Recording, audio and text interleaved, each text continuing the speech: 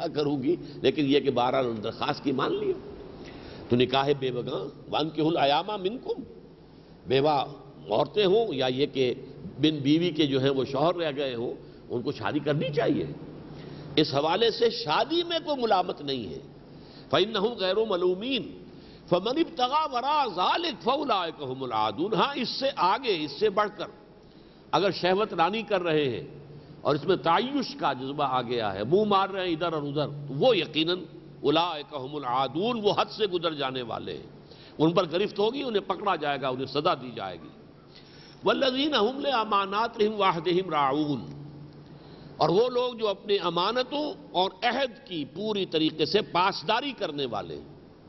یہ بھی کریکٹر کے لیے بہت لازمی شے ہے، جو بھی امانت ہے اس کا حق ادا کرنا، اور جو وعدہ کیا ہے اس وعدے کو پورا کرنا۔ فرمایا حضور نے عدت المومن کاخذ الکف، ایک مومن کا وعدہ کر لینا تو ایسے جیسے کہ ہاتھ آپ کا اس نے پکڑ لیا ہوا ہے جس سے آپ نے وعدہ کیا، آپ کہاں جائیں گے اب؟ چاہے اس نے ہاتھ نہیں پکڑا ہوا لیکن وعدہ کیا ہوا تو ایسے گئے گا، آپ کا ہاتھ اس کے ہاتھ میں، آپ کہیں جا ہی نہیں سکتے، ہل نہیں سکتے۔ عدت المومن کاخذ الکف، اور یہ کہ ان العہد کان مسئولا، عہد کے بارے میں اللہ کے ہاں باز پرس ہوگی کہ تم نے وعدہ کیا تھا پورا نہیں کیا۔ تو امانات اور عہد، اور یہ آپ کو معلوم ہے ایک حدیث بڑی پیاری، بڑی چھوٹی سی لیکن بہت پیاری حدیث، اس کے راوی حضرت انس بن مالک ہیں رضی اللہ تعالی عنہ، جنہیں 9 سال کی عمر میں ان کی والدہ چھوڑ گئی تھی حضور کی خدمت میں کہ یہ بچہ آپ کے پاس رہے گا، آپ کے سایہ عاطفت میں پروان چڑھے گا، آپ کی خدمت کرے گا۔ تو ذاتی خادم کی حیثیت سے 9 سال تک حضرت انس رہے ہیں حضور کے ساتھ۔ وہ یہ کہتے ہیں قل ما خطبنا رسول اللہ صلی اللہ علیہ وسلم الا قال لا ایمان لمن لا امانت له ولا دین لمن لا عہد له۔ شاذ ہی کبھی ایسا ہوا ہوگا کہ حضور صلی اللہ علیہ وسلم نے ہمیں کوئی خطبہ ارشاد فرمایا ہو اور اس میں یہ الفاظ نہ فرمائے ہوں جس شخص کے اندر امانت داری کا وصف نہیں، اس کا کوئی ایمان نہیں، اور جس شخص کے اندر ایفاء عہد نہیں، اس کا کوئی دین نہیں۔ لا ایمان لمن لا امانت له، کوئی دین، کوئی ایمان نہیں اس کا جس میں امانت داری نہیں، ولا دین لمن لا عہد له، جس کے اندر عہد کو وفا کرنا، عہد کو پورا کرنا نہیں ہے، اس کا کوئی دین نہیں۔ آخری بات، والذین هم بشہاداتہم قائمون، یہ وہاں سورہ مومنون میں نہیں ہے، یہاں اضافی طور پر ہے۔ والذین هم لاماناتہم وعہدہم راعون، یہ بھی بالکل انہی الفاظ میں سورہ مومنون کے اندر موجود ہے، لیکن یہ کہ یہاں پر اضافی شے جو آئی ہے وہ معاملات انسانی کے اندر والذین هم بشہاداتہم قائمون، اپنی گواہیوں پر قائم رہنے والے۔ گواہی بہت بڑی شے ہے، اس لیے کہ گواہی دینا جو ہے دنیا میں، کسی وقوع کے وقت آپ موجود تھے تو آپ کے ذمے ہے اب اس کی گواہی دینا، تاکہ اگر کوئی مجرم ہے تو اسے سزا ملے، کوئی مظلوم ہے تو اس کی دادرسی ہو سکے۔ یہ گواہی ایک امانت ہے، یہ بھی امانت ہے در حقیقت۔ اور اسی طریقے سے بحیثیت امت مسلمہ ہمارے پاس اللہ کا دین، اللہ کی کتاب، یہ در حقیقت اس کی گواہی دینا یہ ہمارے اوپر لازم ہے۔ جیسے کہ یہود کے بارے میں کہا گیا کہ انہوں نے اپنی گواہیوں کو چھپا لیا، وَمَنْ أَظْلَمُ مِمَّنْ كَتَمَ شَهَادَةً عِندَهُ مِنَ اللَّهِ وَمَا اللَّهُ بِغَافِلٍ عَمَّا تَعْمَلُونَ۔ ان سے بڑھ کر ظالم کون ہوگا جنہوں نے ایک گواہی، ایک شہادت جو ان کے پاس اللہ کی طرف سے تھی اسے چھپا لیا۔ تو یہ شہادت حق جو ہے یہ امت مسلمہ کا فرض منصبی ہے۔ وَكَذَلِكَ جَعَلْنَاكُمْ أُمَّةً وَسَطًا لِتَكُونُوا شُهَدَاءَ عَلَى النَّاسِ وَيَكُونَ الرَّسُولُ عَلَيْكُمْ شَهِيدًا۔ ہم نے تمہیں ایک امت وسط، درمیانی امت بنایا ہی اس لیے ہے تاکہ رسول تم پر گواہ ہو جائیں اور تم تمام انسانوں پر گواہی ہو۔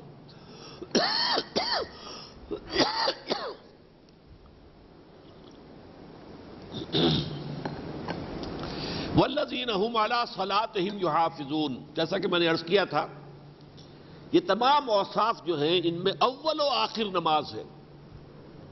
اس کا کیا تصور سامنے آیا کہ گویا کہ ایک حصار ہے، ایک دائرہ کھنچ گیا ہے نماز کا، پہلے بھی نماز، آخر میں بھی نماز۔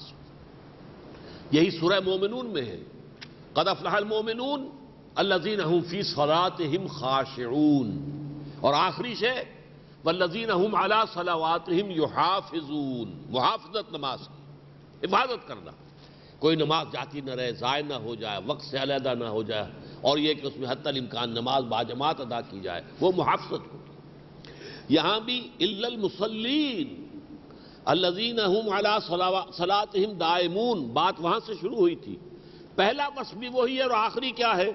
والذین هم علی صلاتہم یحافظون، اور وہ لوگ کہ جو اپنی نمازوں کی محافظت کرتے ہیں، پوری طرح چوکس رہ کر پہرا دیتے ہیں، کوئی نماز ضائع نہ ہونے پائے، کوئی نماز ایسے نہ ہو کہ ہم بغیر جماعت ادا کر رہے ہیں۔ کوئی مجبوری ہو گئی ہے بات اور ہے، سفر میں ہے تو بات اور ہے، کہیں انسان ایسے موقع پر ہے کہ جہاں پر ممکن ہی نہیں ہے اس کے لیے، معاملہ علیحدہ ہو جائے گا، لیکن یہ کہ عام حالات میں کوئی نماز جو ہے باجماعت ایسی نہ ہو کہ جو آپ جماعت کے ساتھ ادا نہ کریں۔ یہ مردوں کا معاملہ، عورتوں کے لیے نہیں، عورتیں گھروں میں نماز ادا کریں۔ اولئک فی جنات مکرمون، یہ وہ لوگ ہیں جو جنتوں میں ہوں گے اور جن کا اعزاز و اکرام کیا جائے گا۔ اللہم ربنا اجعلنا منہم، اللہم ربنا اجعلنا منہم، اللہم ربنا اجعلنا منہم۔ اللہ تعالی ہمیں یہ تمام صفات اپنے اندر پیدا کرنے کی توفیق عطا فرمائے۔ ان صفات سے وہ صحابہ کرام تیار ہوئے تھے، وہ مضبوط شخصیتیں جو یوں سمجھیے چٹان کے مانند، کہیں مجال ہے کسی کی مخالفت اور کسی کی طرف سے دشمنی جو ہے ان کے پائے ثبات میں لغزش لا سکے، اس لیے کریکٹر بلڈنگ ہوئی تھی ان اصولوں پر۔ یہ بنیادیں ہیں، یہ کارنر سٹونز ہیں for the building of the character of a مومن، جس کو علامہ اقبال کہتے ہیں مرد مومن۔ مرد مومن کی شان کیا ہے؟ ادھر حقیقت یہ اس مقام پر، اور یہ بنیادیں ہیں، ان کی بنیادوں کے اوپر۔ اب ایک نماز فرض ہے، وہ تو یحافظون، مداومون، دائمون، یہ سب جو ہے نماز فرض کے لیے۔ اس سے اوپر ہے نماز تہجد کی، اس سے اوپر ہے نفلی نمازیں، اور اوپر ہے۔ یہ فاؤنڈیشنز ہیں، یہ بنیادیں ہیں۔ ان بنیادوں میں سے ایک کی بھی کمی ہوگی تو سیرت بودی ہوگی، کچی ہوگی، کمزور ہوگی، انسان میں کردار کی اور اخلاق کی کوئی طاقت ہوگی ہی نہیں۔ یہ ساری بنیادیں جو ہے اپنی جگہ پر پختگی کے ساتھ قائم ہوں تو جو انسانی شخصیت وجود میں آئے گی وہ ایک بہت عظیم شخصیت ہوگی، مرد مومن۔ فَمَا لِلَّذِينَ كَفَرُوا قِبَلَكَ مُهْطِعِينَ، اب یہ وہ جو نقشہ ہے، جیسا کہ شروع کی آیات تھی ایسے آخری آیات ہیں۔ حضور صلی اللہ علیہ وسلم جب بھی کھڑے ہوتے تھے مکہ مکرمہ میں کسی جگہ پر، یا کہیں حج کے موقع پر آپ جاتے تھے، یا کہیں اوقاس کے بازار میں گئے ہیں، وہاں آپ قرآن پڑھ کر سناتے تھے لوگوں کو، تو جیسے ہی ان کے جو دشمن تھے انہیں معلوم ہوتا تھا کہ محمد وہاں آ گئے ہیں، کھڑے ہیں، اور وہاں وہ اب تقریر شروع کریں گے، دوڑ لگا کے آتے تھے آپ کی طرف، تاکہ وہاں جا کر شور کریں، ہنگامہ کریں، ہوٹنگ کریں، فقرے چست کریں، آپ کی بات جو ہے لوگوں کو سننے نہ دیں۔ فَمَا لِلَّذِينَ كَفَرُوا قِبَلَكَ مُهْطِعِينَ، اے نبی ان لوگوں کو، ان کافروں کو کیا ہو گیا ہے؟ آپ کی طرف دوڑے ہوئے چلے آ رہے ہیں۔ عن الیمین وعن الشمال عزین، داہنی طرف سے بھی بائیں طرف سے بھی، گروہ در گروہ، انبوہ در انبوہ چلے آ رہے ہیں۔ کس لیے آ رہے ہیں؟ ایطمع کل امرئ منہم ان یدخل جنت النعیم، کیا ان میں سے ہر شخص اس بات کا خواہش مند ہے کہ یہ جنت نعیم میں داخل کر دیا جائے؟ نہیں، یہ اس کی خواہش نہیں ہے۔ یعنی ایک تو یہ ہے کہ لوگ لپک کر آ رہے ہوں کہ ہم چلیں سنیں محمد کیا فرما رہے ہیں صلی اللہ علیہ وسلم، تاکہ ہم تصدیق کریں، ہم اس کے ذریعے سے اپنے ایمان میں اضافہ کریں، تاکہ اللہ تعالیٰ جو ہے ہمیں جنت میں داخل کرے۔ یہ جو آنے والے ہیں اس طریقے سے، یہ جو دوڑ کر آ رہے ہیں سرپٹ اور آ رہے ہیں، کس لیے آ رہے ہیں؟ اس لیے نہیں آ رہے کہ انہیں ہدایت مطلوب ہے یا یہ چاہتے ہیں کہ ان کے دل روشن ہو جائیں نور ایمان سے، نہیں۔ ایطمع کل امرئ منہم ان یدخل جنت النعیم، کیا ان میں سے ہر شخص جو ہے اس بات کا خواہاں ہے کہ وہ جنت نعیم میں داخل ہو جائے؟ اس کو کہیں گے ہم سوال انکاری کہ نہیں، ایسا نہیں ہے۔ انا خلقناہم مما یعلمون، اب یہ کہ انسان کی اصل حقیقت کیا ہے، یہ فن خواں جو بنا پھرتا ہے اور جو اللہ تعالیٰ کو بھی چیلنج کر بیٹھتا ہے اور رسولوں کو تکلیف دیتا ہے اور ایذا پہنچاتا ہے، انکار کرتا ہے، رد کرتا ہے، استہزاء کرتا ہے، یہ کیا ہے؟ اس کی اصل حقیقت کیا ہے؟ کلا انا خلقناہم مما یعلمون، کچھ نہیں، ہرگز نہیں، یقیناً ہم نے انہیں پیدا کیا ہے اس چیز سے جس کو یہ خوب جانتے ہیں۔ مما یعلمون، کس چیز سے پیدا کیا؟ گندے پانی کی ایک بوند سے پیدا کیا نا۔ کیا ہے تمہارا نقطۂ آغاز؟ وہ منی کی ایک بوند، اسی سے پیدا کیے گئے ہو۔ کلا انا خلقناہم مما یعلمون فلا اقسم برب المشارق والمغارب انا لقادرون، تو نہیں، میں قسم کھاتا ہوں مشرقوں اور مغربوں کے رب کی کہ ہم لازماً قادر ہیں اس بات پر الا ان نبدل خیرا منہم کہ ہم ان سے بہتر بدل دیں، وما نحن بمسبوقین اور اس میں ہم جو ہے عاجز رہنے والے نہیں ہیں۔ یہ مضمون بھی ذرا مختلف ہے تفسیری اعتبار سے۔ اکثر لوگ یہ سمجھتے ہیں کہ ہم ان کو ہٹا کر ان سے بہتر قوم لے آئیں گے، یہ بھی اپنی جگہ پر مضمون ہے۔ یہ کافر جو ہے کیا یہ سمجھتے ہیں کہ اللہ تعالیٰ کا کام انہی پر رکا ہوا ہے کہ اگر یہی ایمان لائیں گے تو کام ہوگا؟ نہیں، اللہ تعالیٰ ان سب کو ہلاک کر دے اور کسی اور قوم کو لے آئے۔ اور یہ آیت بھی موجود ہے سورہ محمد میں صلی اللہ علیہ وسلم کہ اگر تم ان تتولوا یستبدل قوما غیرکم، اگر تم پیٹھ دکھا دو گے، روگردانی کرو گے، جو مشن ہم تمہارے حوالے کر رہے ہیں اس کے لیے اس کا حق ادا کرنے کی بجائے اس سے منہ موڑ لو گے تو ہم تمہیں ہٹائیں گے، کسی اور قوم کو لے آئیں گے۔ ایک یہ مفہوم بھی اس کا ہو سکتا ہے کہ ہم ان سے بہتر لوگ لے آئیں۔ فلا اقسم برب المشارق والمغارب انا لقادرون علی ان نبدل خیرا منہم وما نحن بمسبوقین۔ لیکن یہی مضمون جو ہے سورہ واقعہ میں بھی آیا ہے، وہاں ذرا ترتیب الٹی ہے، وما نحن بمسبوقین علی ان نبدل امثالہم وننشئکم مما لا تعلمون۔ اب وہاں پر جو اس سے دونوں کا اگر ہم دیکھیں تو معلوم ہوتا ہے کہ اس سے مراد اصل میں یہ میری رائے یہ ہے اور بہت سے حضرات کی اور کی بھی رائے ہے، میں ان کی رائے اور اپنی بھی رائے آپ کے سامنے بیان کر رہا ہوں۔ یہ جو بعث بعد الموت ہوگا اس میں جو ہمیں جسم دیے جائیں گے وہ یہ جسم نہیں ہوں گے کہ جو اس وقت میرا اور آپ کا ہے۔ یہ جسم جو ہے یہ تو ظاہر بات ہے ہر آن بدل رہا ہے۔ اب میرا جسم آج سے 50 سال پہلے کیا تھا؟ جب میں 20 برس کا جوان تھا تو میرا کیا جسم تھا، آج میرا جسم کیا ہے؟ میری کون کون سے ٹیشوز جو ہیں ان کے اندر بڑی کمزوری آ چکی ہے، ضعف آ چکا ہے، میرے سیاہ بال ہوتے تھے اب سفید ہو گئے ہیں۔ تو یہ جسم جو ہے خون ہر وقت اس کے خلیات مرتے بھی رہتے ہیں بنتے بھی رہتے ہیں، کچھ عرصے کے بعد بالکل نیا خون ہوتا ہے، وہ خون نہیں ہوتا جو آپ کے جسم میں اس وقت ہے، کچھ عرصے کے بعد اس کا ایک بوند بھی آپ کے جسم میں نہیں ہوگی، نیا خون بنا ہوگا اس کی جگہ پر۔ تو یہ جسم تو ہر وقت بدل رہا ہے، اور یہ کہ یہ جسم جو ہے خاک میں مل کر خاک ہو جائے گا، اب اس کے بعد ہمیں ایک اور جسم دیا جائے گا، ہوگا اس جیسا بلکہ اس سے بہتر۔ بہتر بھئی مانا کہ اس جسم کے اندر جو صلاحیتیں ہوں گی وہ آج اس جسم میں نہیں ہیں۔ ہماری کھال جل جائے، ظاہر بات ہے کہ وہ کھال تو نہیں آئے گی دوبارہ، وہاں کیا ہے ہم ان کی کھالیں جھلس جائیں گی تو اور کھال دے دیں گے۔ یہاں آگ جلاتی ہے مر جاتے ہیں، وہ آگ مرنے بھی نہیں دے گی، لا تبقی ولا تذر لواحۃ للبشر، مرنے بھی نہیں دے گی، لا يموت فیہا ولا یحییٰ۔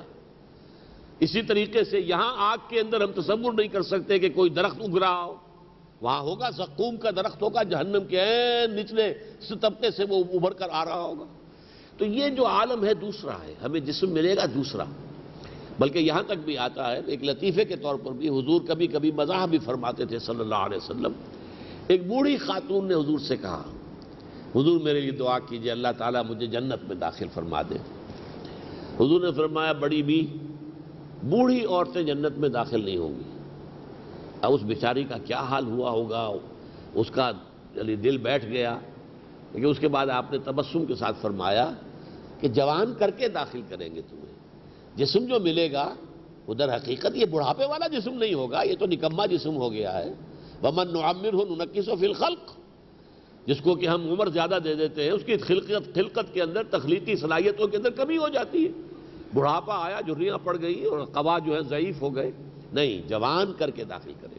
تو وہ جسم جو ملے گا در حقیقت وہ بعین ہی یہ جسم نہیں ہوگا جو میرا آج ہے، یا یہ کہ آج سے 10 سال پہلے تھا وہ اور جسم تھا، اس سے بھی 10 سال پہلے تھا وہ کچھ اور جسم تھا۔ تو لیکن اس جیسا جسم ہوگا لیکن اس سے بھی بہتر ہوگا، اس کے اندر جو ہے انڈورنس جو ہے برداشت کرنے کا مادہ بہت زیادہ ہوگا ہمارے اس جسم کی نسبت۔ تو فلا اقسم برب المشارق والمغارب، قرآن مجید میں مشرق اور مغرب واحد بھی آیا ہے، اور مشرقین مغربین، رب المشرقین و رب المغربین سورہ رحمان میں آیا ہے تثنیہ کا صیغہ، اور یہاں جمع آیا ہے رب المشارق والمغارب۔ یہ سب چیزیں اپنی جگہ درست ہیں۔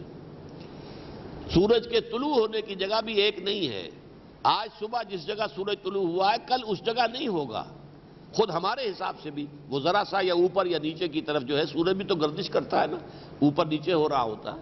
تو آج کا مشرق اور ہے، کل کا مشرق اور ہوگا. تھوڑا سا فرق ہوگا جس کو کہ ہم نہیں محسوس کرتے. وہ جو سردیوں میں تو ہو جاتا ہے کہ وہ سورج جو ہے وہ بہت دور جنوب میں چلا گیا، اور گرمیوں میں جو ہے ہمارے سروں کے اوپر آیا ہوا ہوتا ہے. تو یہ تو ہوتا ہے، لیکن یہ کہ روزانہ فرق، ظاہر بات ہے کہ یہ فرق جو پڑتا ہے اتنا بڑا، یہ جیسے ایک سیکنڈ کے ذریعے سے 1 گھنٹہ بن گیا، اسی طریقے سے وہ ہر روز جو ہے ایک نیا مشرق ہے، نیا مغرب ہے.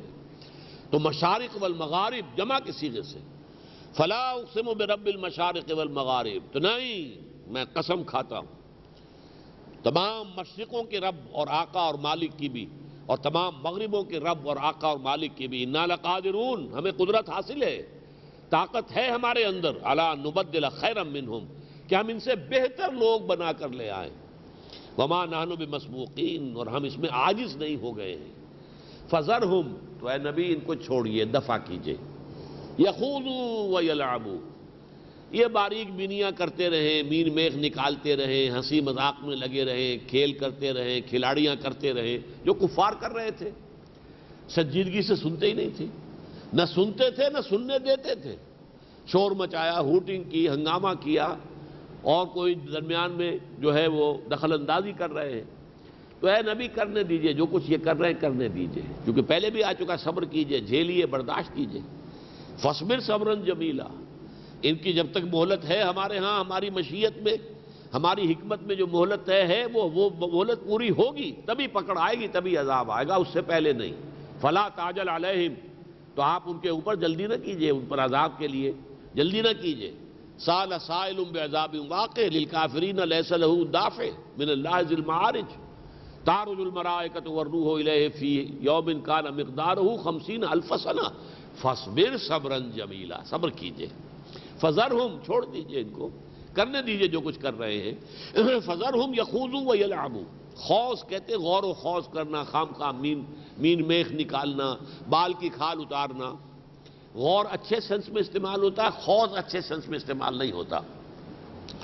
فذرہم یخوضوا ویلعبوا، اور کھیلے، مذاق، استہزاء، تمسخر جو حضور کا کرتے تھے.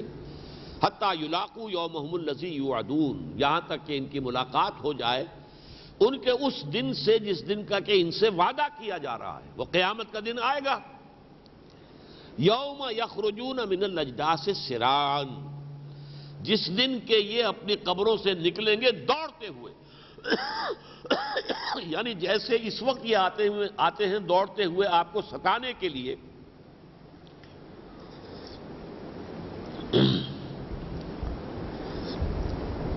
آپ کی محفل میں گفتگو میں خلل ڈالنے کے لیے، استہزاء کے لیے دوڑ کر آ رہے ہیں اس وقت. فما للذین کفروا قبلک مہطعین عن الیمین وعن الشمال عزین، ایسی ہی دوڑ لگے گی قیامت کے دن. ہر شخص اپنے قبر سے نکل کر بھاگے گا، اس لیے کہ ایک طرف سے جو سورج پھونک رہا ہوگا، این اسی کی سیدھ میں جائیں گے لوگ، سب کے سب وہیں پر جائیں گے. ایسے محسوس ہوگا کہ جیسے کوئی دوڑ لگی ہوئی ہے اور کہیں کوئی نشانہ ہے کہ جس کے اوپر سب کو پہنچنا ہے، اور جو پہلے پہنچے گا گویا کہ وہ جیت گیا. یوم یخرجون من الاجداث سراعا، جس دن کہ یہ نکلیں گے اپنی قبروں سے دوڑتے ہوئے. کانہم الی نصب یوفضون، ایسے گویا کہ وہ اپنے نشانوں کے اوپر مقابلہ کر رہے ہوں، دوڑ رہے ہوں، دوڑ لگا رہے ہوں، دوڑ میں مقابلہ کر رہے ہوں. خاشعۃ ابصارہم، ان کی نگاہیں جھکی ہوئی ہوں گی، شرم کے مارے، خجالت کے مارے، خوف سے، زمین میں گڑی ہوئی جس کو ہم کہتے ہیں. خاشعۃ ابصارہم ترہقہم ذلہ، ان کے چہروں کے اوپر ذلت چھائی ہوئی ہوگی، ان کے اوپر کسمہ پرسی، ذلت، کمزوری، ضعف، لاچار پن، یہ کیفیات جو ہیں وہ طاری ہوں گی. ترہقہم ذلہ ذالک الیوم الذی کانوا یوعدون، یہ ہے وہ دن کہ جس دن کا ان سے وعدہ کیا جاتا تھا. یہ ہے وہ قیامت کا دن جو شدنی ہے، جو آ کر رہے گا، جس کے لیے ہمیں سب کو تیاری کرنی ہے. جیسا کہ کہہ رہے تھے میرے عزیز دوست اس سے پہلے، ہمیں اس کی فکر کرنی چاہیے. یہ دنیا کی زندگی ختم ہونی ہے، آج بھی نہیں تو کل، کل نہیں تو پرسوں. سال چند گزر جائیں، لیکن یہ کہ جب یہ گزر جائیں گے معلوم ہوگا ہر ایک کو کہ بس صرف چند دن یا رہے ہیں دنیا کے اندر، یہ چند گھڑیاں رہے ہیں بس. لیکن یہ کہ پھر ابدی زندگی جو ہے وہ آخرت کی زندگی، وہ ہمیشہ کی زندگی ہے، دائمی ہے۔ وَإِنَّهَا لَجَنَّةٌ أَبَدًا وَلَنَارٌ أَبَدًا، حضور نے فرمایا اپنے خطبے میں، یا تو پھر وہ جنت ہے ہمیشہ ہمیش کے لیے، اور یہ آگ ہے ہمیشہ ہمیش کے لیے۔ اللہم انا نسألک الجنہ، اللہم اجرنا من النار، اللہم ادخلنا الجنہ مع الابرار، اللہم اجرنا من النار، یا مجیرو یا مجیرو یا مجیر برحمتک یا ارحم الراحمین۔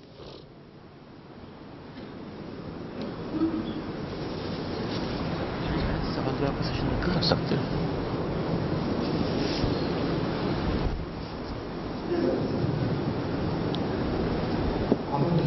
سارا سوال جواب کا سیشن ہوگا الحمدللہ۔ ہمارے پاس کافی ٹائم ہے اس سلسلے میں نے درخواست کی ہے کچھ حضرات میں آپ کے پیپر اٹینشن لیے کھڑے ہیں، جو حضرات ڈاکٹر صاحب سے آج کے درس کے بارے میں ذہن میں رکھیں، آج کے درس کے بارے میں جو ڈاکٹر صاحب نے درس کیا ہے اسی کے بارے میں اگر کوئی بات سمجھ نہیں ہے کہ وضاحت الگ کرنی ہے وہ آپ صاحب پوچھ سکتے ہیں۔ لیکن اس میں طریقہ کار یہ ہوگا کہ آپ کو پیپر اٹینشن دیا جائے گا، اس میں سوال لکھیے، اپنا نام لکھیے، اور آپ یہ اہم کیجیے کہ کوئی فطری سوال نہ لکھیے، سوال کا تعلق آج کے درس کے تعلق اس لیے ہم بڑا سوال لکھیں۔ میں آپ کے سامنے کچھ اعلانات کرنے دیتا ہوں، اہم اعلانات ہیں۔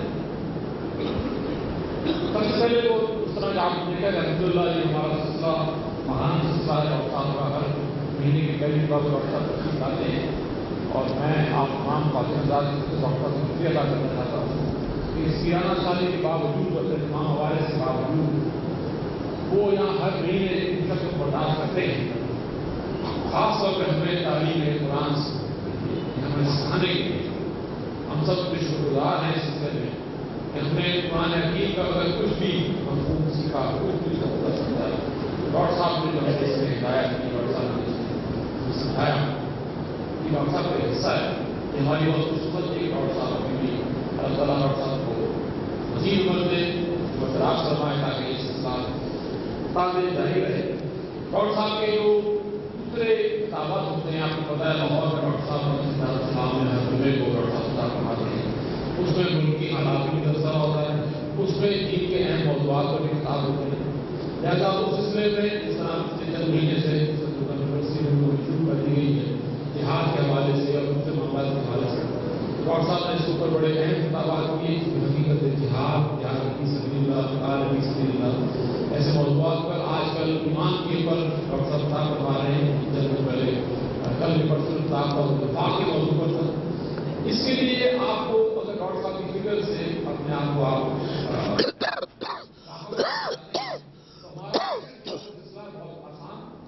ہمارے مقصد کا نام پتا اور ممبرشپ فیس وہاں پہ آپ دے دیجیے۔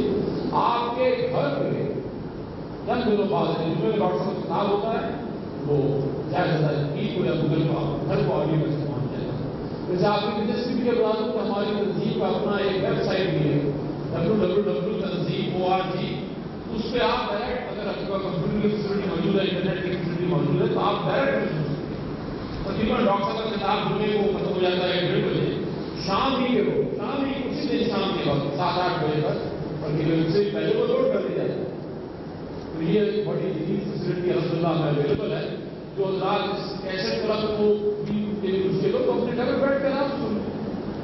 تو اس سے زیادہ اور بھی میں سکتا ہوں کہ ہمارے لیے کرنی نہیں، ہمارے پاس اب کوئی عزت نہیں رہا۔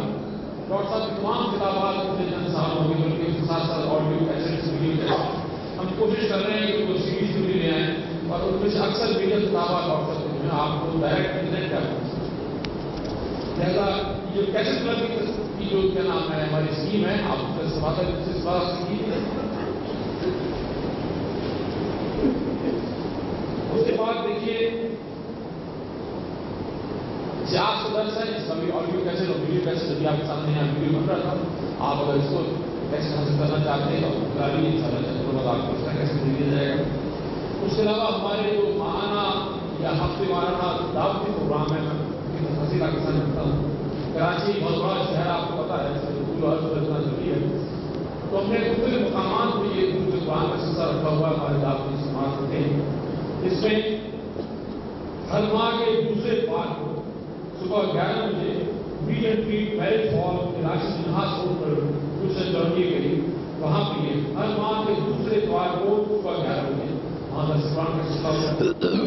جتنا ہر ماہ کے دوسرے اتوار کو صبح 11 بجے گلستان حدیث کرامی جو سید اللہ روڈ پہ ہے وہاں پہ ہمارا دعوتی پروگرام ہوتا ہے درس قرآن.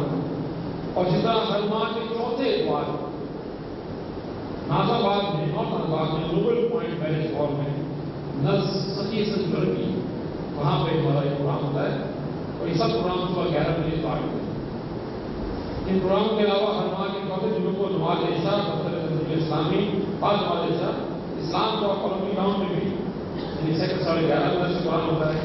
اسی مقام پر ہر ماہ کے تیسرے ہفتے والے دن 9:30 بجے یہاں اس مسجد میں ہر مہینے کے تیسرے رات کو سب اسی کا پروگرام ہوتا ہے.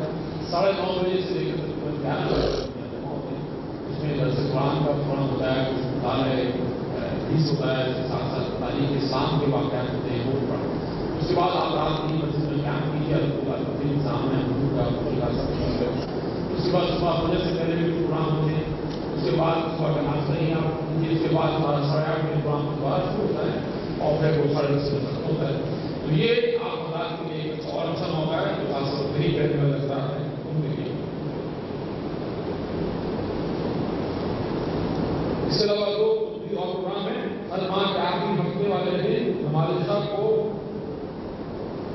یہ کاؤنسلر آفس کے لیے 150 لانی نمبر 1 میں سے قرآن ہوتا ہے. ہر ماہ کے دوسرے ہفتے والے بعد مغرب چھوٹا کہ 10 مالا اپارٹمنٹ کا یہ وہ بدل. اب سوالات ہمارے پاس جمع ہونا شروع ہو رہے ہیں.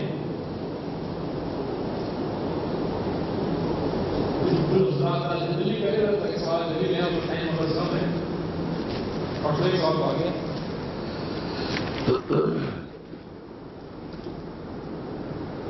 ڈاکٹر انور احمد عباسی صاحب, کیوں بھائی یہ آن نہیں ہے؟ ذرا آن کیجیے ذرا.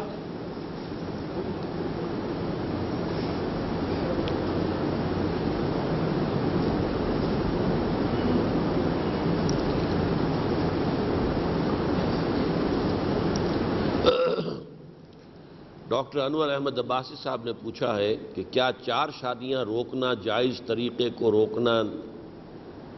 روکا نہ گیا ہے؟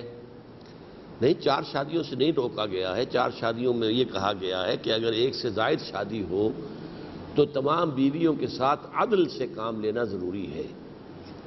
وہ یہ ہے کہ آپ جو بھی وقت گزاریں اور جو بھی خرچہ دیں وہ سب کو برابر دیں. تو مثنا و ثلاثہ و رباع 2-2, 3-3, 4-4 کی حد تک اسلام میں شادیوں کی اجازت ہے اور اس میں کوئی کسی کے اوپر اعتراض اور کوئی کسی کے اوپر جو ہے تنقید نہیں کی جا سکتی.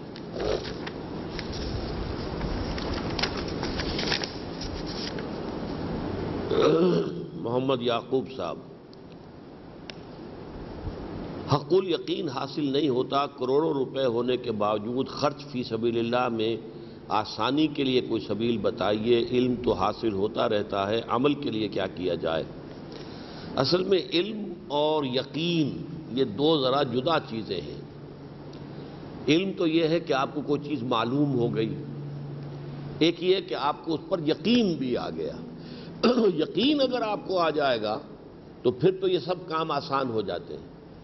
آدمی کو یقین ہو کہ میں یہاں پر اللہ کی راہ میں 1 روپیہ خرچ کروں گا تو مجھے 700 روپے مل جائیں گے آخرت کے اندر, تو کون بے وقوف آدمی ہے جو خرچ نہیں کرے گا؟ وہ تو بے وقوف ہوگا. پھر کاہے کے لیے اپنے پاس رکھے گا؟ یہ تو حماقت ہوگی. اس لیے یقین کی بات ہے اصل میں کہ یقین پیدا کرے ناداں. یقین سے ہاتھ آتی ہے وہ درویشی کے جس کے سامنے جھکتی ہے فقوری.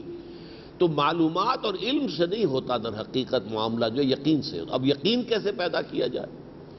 اس کے لیے ایک راستہ تو یہ ہے کہ صاحب یقین لوگوں کی صحبت اختیار کی جائے, جن میں یقین ہے, جن کی زندگی گویا کہ ثبوت ہے اس بات کا کہ ان کے اندر یقین موجود ہے. ان کا اگر آپ قرب رکھیں گے, ان کے پاس رہیں گے, ان کے ساتھ صحبت اختیار کریں گے تو آپ کے اندر بھی یقین پیدا ہوگا. ایک یہ ہے کہ دین پر جتنا عمل آپ کرتے جائیں گے اتنا ہی یقین میں بھی اضافہ ہوگا. اور